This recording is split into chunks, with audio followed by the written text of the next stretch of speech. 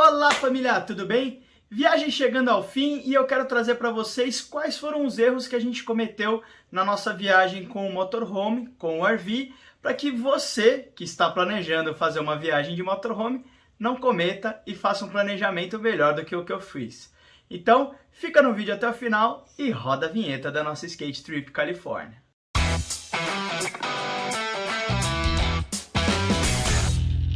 Bom, pessoal, alguns de vocês já deixaram aí algumas dúvidas no nosso Instagram e nós vamos estar fazendo os vídeos de todas essas dúvidas de vocês. Se vocês têm mais alguma dúvida aqui, não deixe de comentar no nosso vídeo. Vai ser um prazer poder responder para vocês que vocês possam evitar alguns erros que eu cometi durante a viagem de motorhome. Então vamos lá, que no vídeo de hoje eu vou falar um pouquinho sobre os erros que nós cometemos. Se você quer saber como é que limpa o motorhome e tira o dejeto, eu vou deixar o vídeo aqui, o card, para vocês assistirem. O primeiro erro que nós cometemos foi parar o motorhome num lugar inclinado. O que acontece? Quando a gente para o motorhome num lugar inclinado, por menor que possa parecer, vale a pena você checar principalmente na cama se está incômodo para dormir.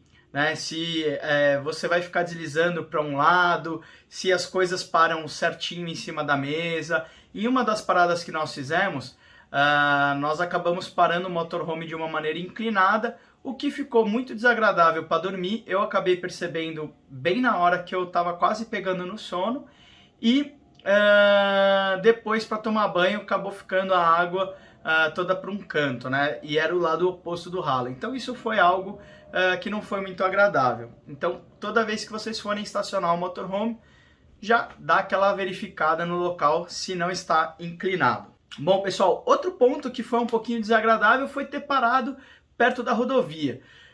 Realmente as rodovias, as freeways nos Estados Unidos, elas são muito barulhentas. Eu não sei se é por causa do tipo de asfalto, que ele é mais resistente que o nosso, mas realmente acaba fazendo muito mais barulho e isso acabou incomodando aí durante a noite, tá? Então fiquem ligados, principalmente tem alguns campings que nós vimos que também fica próximo de rodovia.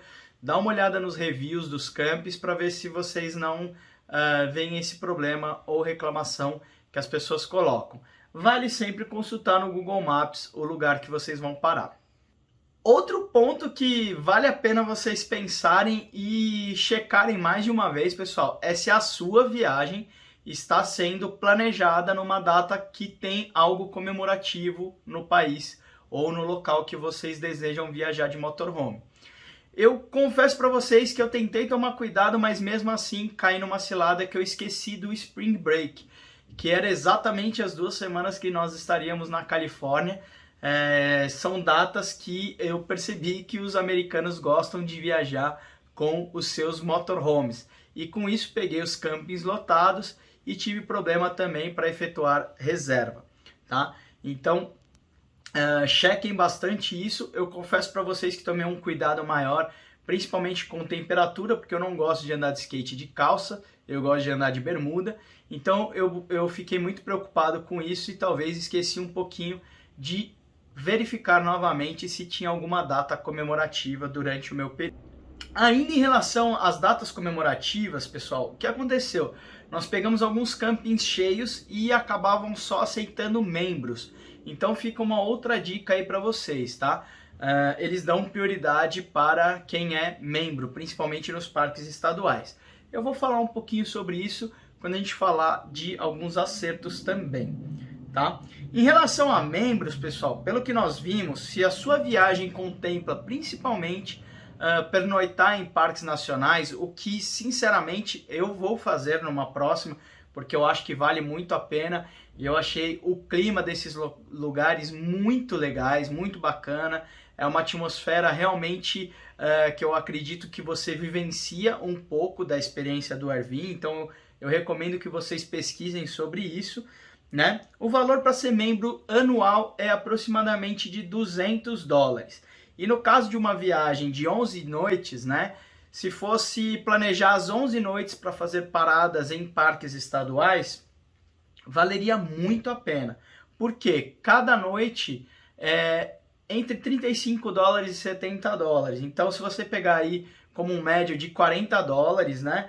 Já valeria a pena, né? 11 vezes 40 já seriam $440, né? E você pagaria no anual $200, você teria uma economia. Então você que está pensando em viajar com a família, no meu caso uma próxima viagem, vou incluir esse custo e acredito que vai ser bem bacana para ter essa experiência junto com outros serviços, fazer aquela fogueira, fazer até um churrasco e todas aquelas coisas legais. Então, em relação ao Walmart, pessoal, eu havia planejado dormir em alguns estacionamentos de Walmart. Eu tinha lido que os Walmarts eram super welcomes com os RVs e isso mudou um pouquinho de cenário, principalmente em relação à pandemia. Na Califórnia, principalmente, a gente chegou a conversar com alguns policiais e eles disseram que muitas pessoas acabaram perdendo as suas casas e acabaram morando nos RVs. E com isso, essas pessoas acabavam jogando os dejetos no estacionamento do Walmart, deixando lixo, ou muitas vezes pessoas que alugavam RV acabavam deixando coisas para os mendigos, e isso acabava atraindo muito esse tipo de público, e o Walmart passou a não autorizar mais o overnight dentro dos seus estacionamentos. Então, fiquem muito atentos a isso. Confesso que em um dos Walmarts a gente até teve sorte, porque quando a gente acordou no dia seguinte, nós vimos a placa que não poderia pernoitar, fazer o overnight, e nós acabamos fazendo, nós não tivemos problema.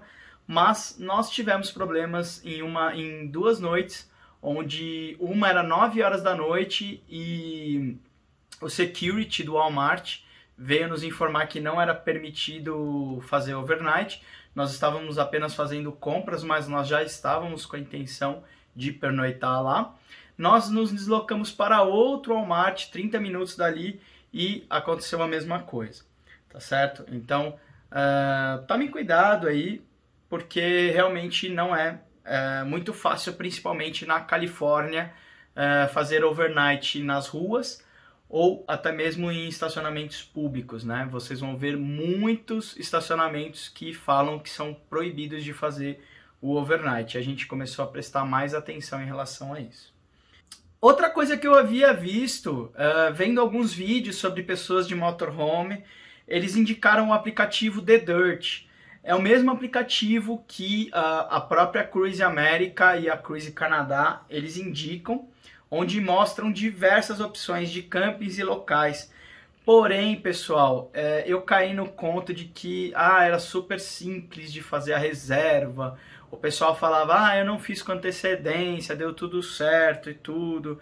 E como eu vi que tinham muitas opções no trajeto que eu ia passar, eu acabei acreditando nisso e acabei tendo muito problema. Por quê?